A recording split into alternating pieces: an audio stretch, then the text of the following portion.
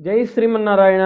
రేపు అంటే ఆదివారము మనకు రథసప్తమి, సూర్య జయంతి, అభ్యోజార్క వ్రతము, నర్మదా జయంతి, బ్రహ్మసావర్ణి మన్వాది, ఇవన్నీ కూడా మనకు ఆదివారం నాడు వస్తున్నాయి. అసలు రథసప్తమి అంటే ఏమిటి? ప్రత్యక్ష భగవానుడైనటువంటి ఆ సూర్యనారాయణుడు గతిమారే శుభ సమయం ఇది. ఈ రోజున బ్రహ్మముహూర్తములో లేచి సూర్య భగవాను స్తుతించుతూ స్నానము ఆచరించినటువంటి వాళ్ళకి సర్వ సుఖాలు, ఆరోగ్యాలు కలుగుతాయని ఋషివాక్కు. సర్వదేవమయుడైనటువంటి ఆ సూర్య భగవాను ఆరాధించడం వల్ల తేజస్సు, ఐశ్వర్యము, ఆరోగ్యాలు ప్రాప్తిస్తాయి.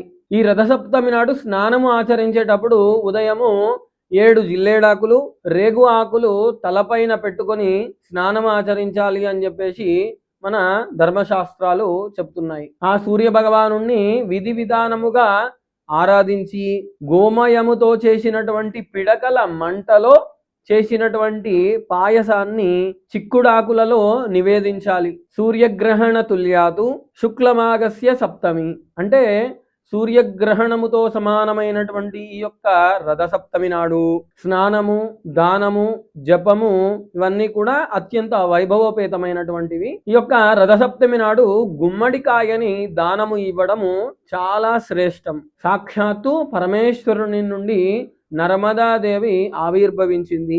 ఈ రథసప్తమి నాడు నర్మదా స్నానము విశేషమైనటువంటిది. కాబట్టి అవకాశం ఉన్నటువంటి వారు వారి వారి ఇంట్లోనే కలశంలో నర్మదాదేవి అంటే నర్మదా నది జలాలన్నీ కలశంలో ఆవాహనం చేసుకొని పూజించడము చాలా శ్రేష్టము. జై శ్రీమన్నారాయణ.